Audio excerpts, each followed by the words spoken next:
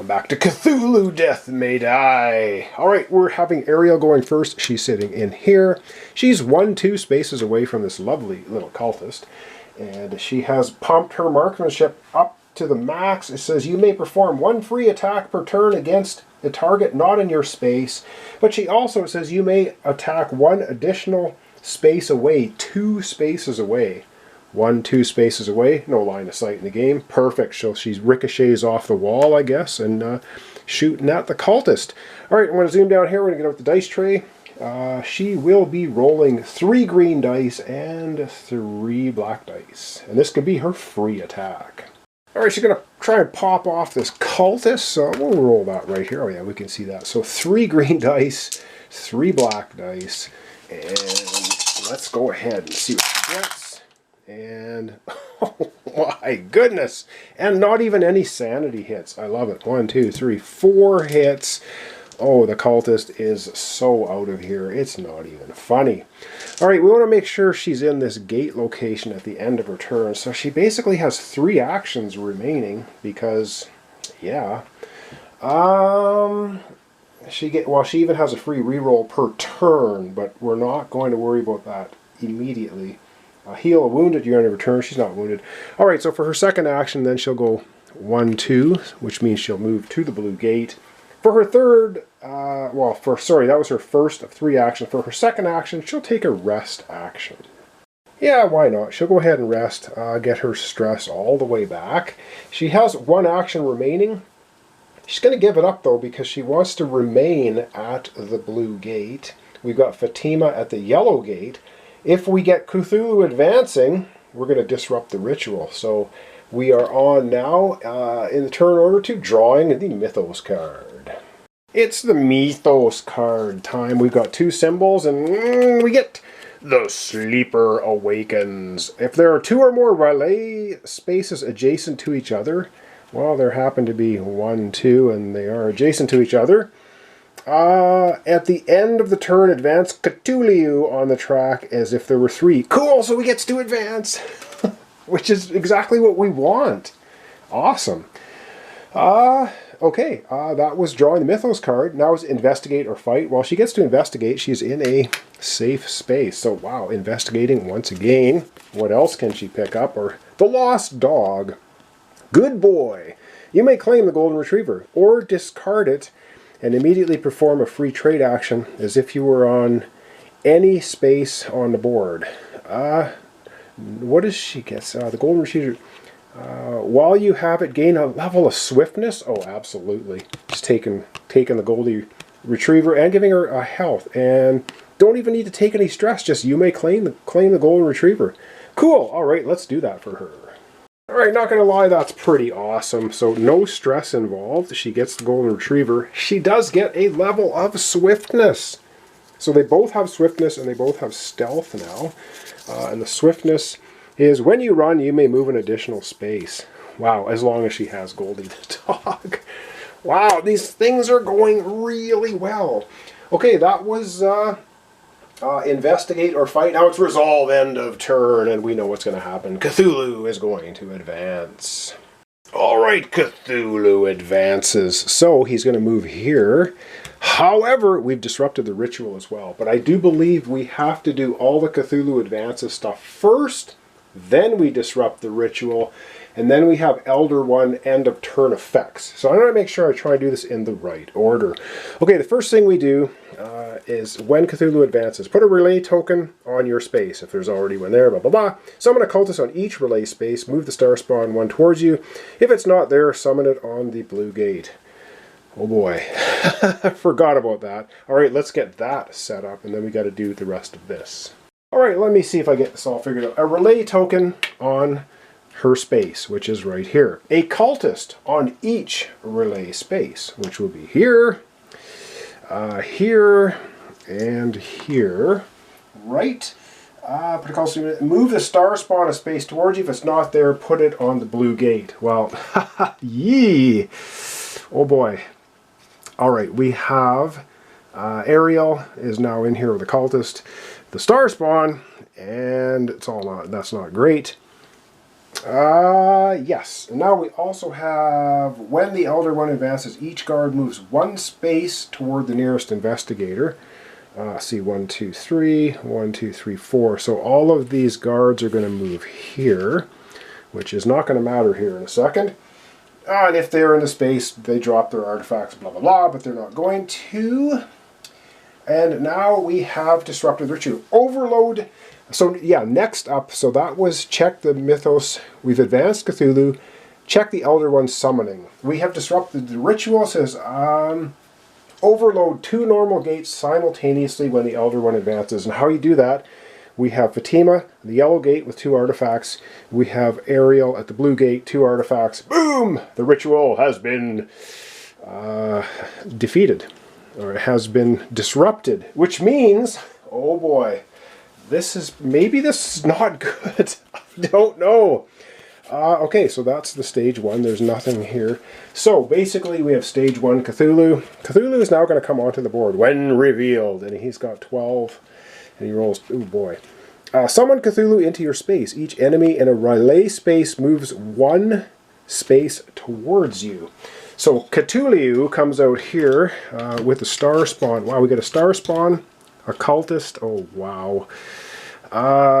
And let me reread that. And each enemy in a relay space moves 1 space towards you. This guy, these 2, so this one's going to move here, this one's going to move here, this one's not going to move because it's not in a relay space. Oh, and when the ritual is disrupted, all of the guards run away in fear. They're out of here. At the end of each turn. So that's what happens. And now we are into Elder One end of turn effects, which this is the only at the end of turn.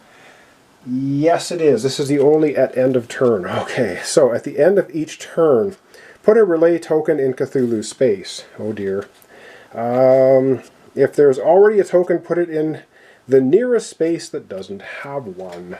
So, yes, indeed, we need another relay token in an adjacent space. I'm going to put it behind Cthulhu. You can't quite see that. It's behind there. Okay. Oh my goodness. All right. It is now. Well, that's the end of turn. She can heal a wound. Doesn't have any. And there you go. So now it's over to Fatima to have her take her turn.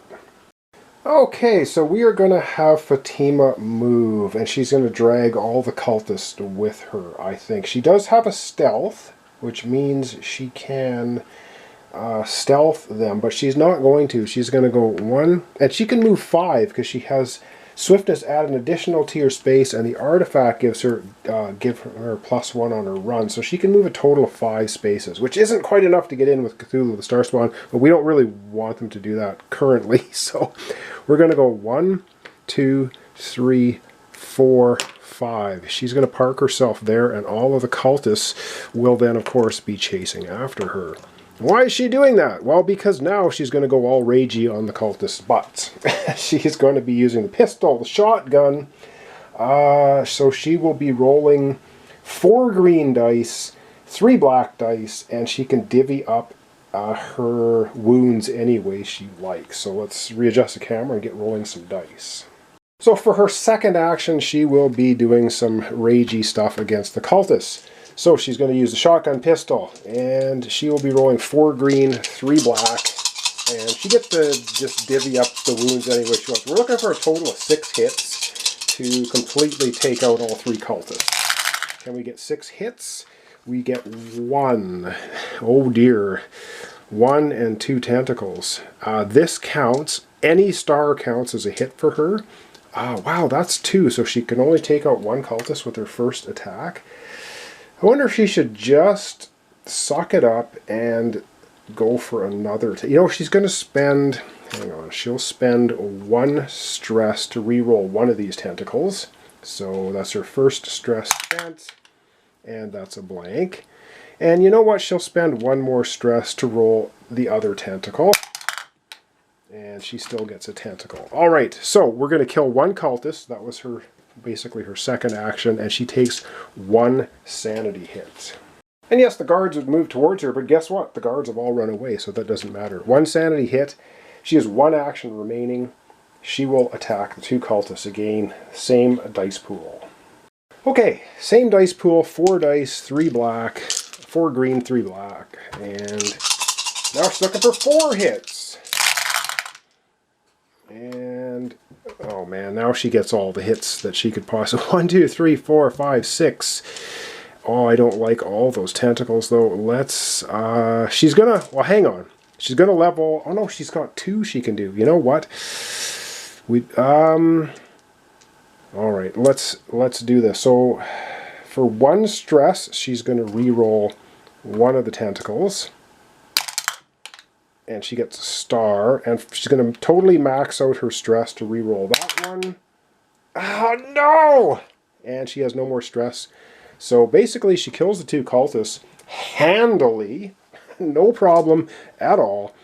But she's going to take 2 sanity hits, which will level her up and turn her into a catatonic state. Alright, well she has to take 2 sanity hits, boom boom, which means she's going to level up. Instead, if you draw 2 cards, choose from, heal all of your... Ooh. But she can't... Oh, hang on! Oh, yeah, obviously she's going to level up right here. Which is draw 2 cards, mythos cards, choose which one to play, heal 2 stress. It says, instead, if you draw 2 cards to choose from, heal all of your stress. Oh, absolutely going to take that as a level up. Because she's currently catatonic, she has to spend a stress to stand up. However, that was the end of her turn, and now it's time to draw a mythos card. So... she's going to draw 2 mythos cards and choose the one she wants and heal all of her stress. So I'm going to heal all of her stress right here because she is going to be grabbing 2 mythos cards. Alright, she's going to be grabbing the 2 mythos cards and she gets to choose the one she likes. And yes, they've all been shuffled again. We have artifacts. Flare! Choose one. Each investigator loses 1 sanity for each artifact they carry, or at the end of the turn, advance the elder one on the track. Bayaki. The nearest Bayaki moves 3 spaces towards you. It couldn't get to her, and summon a Bayaki on red. You know what? I think... or at the end of the turn, advance the Cthulhu. No, I don't want to do it. We're gonna go with the Bayaki. Which means the nearest Bayaki moves 3 spaces towards you. It's this one. 1, 2, 3. And summon a Bayaki on red. So we get another one coming out on red. So the monsters are popping onto the board. That's our second symbol for advancing Cthulhu. So, yeah. Okay. There you have it. Did I do this one correctly? Or at the end of the turn, advance... Oh, no, advance the elder one. What am I doing? I didn't shuffle that one in. So that's the first card. Summon the Bayakis. Alright. Fatima's down. Now, investigate or fight. It says the only thing... Now, here's where I'm confused. It says, lay your figure down. While down, you are safe. Can't be attacked. Investigate, move, or take any actions other than rest. You must take 1 stress to stand up. But it doesn't take an action to take a stress. She's fully de-stressed now because of her reading the omens, so we'll take 1 stress to have her stand back up. Why wouldn't we? So she's no longer catatonic, and now she can investigate or fight. There's no monsters or anything in her space, so she can investigate. Makes perfect sense to me. Investigate. A radio! Wow. Noise, footprints. You may claim the radio. You may discard this card to sneak any number of times this turn. Enemies won't follow you. Well, yeah, she'll take the radio. Why not? So let's give her the radio. Alright, so she will take the radio. And now, heal 2 stress at the end of your turn. So she's just non-stressed. She's very non-stressed, despite her catatonic state kicking up once in a while. Okay, I believe that's the end of everything that's happening. And so I think we are just going to go ahead and leave it off there. I don't think I missed anything. Oh no, we have resolve end of turn. Oh dear. we do have an end of turn on Mr. Cthulhu himself. At the end of each turn, put a relay token in Cthulhu's space. If there's already a token there, put it in the nearest space that doesn't have one. Well, that absolutely sucks, because that is going to be exactly where Fatima is, and I did not want a relay token in her space. So we got Cthulhu, the Star Spawn, and a Cultist, and a Bayaki. Yeah, so we're going to zoom out, and we're going to wrap up our episode for today. Oh boy, this is looking bad. So we got Cthulhu himself, a Star Spawn, a Cultist, Bayaki here, Bayaki there, relay tokens popping up like mushrooms all over the place. Yeah, not great. So thanks so much for watching along. Thanks for your comments, subscriptions, likes. This is Cthulhu Death May Die. We're doing Eldritch Idol, Season 1, Episode 4. We've disrupted the ritual. Yeah.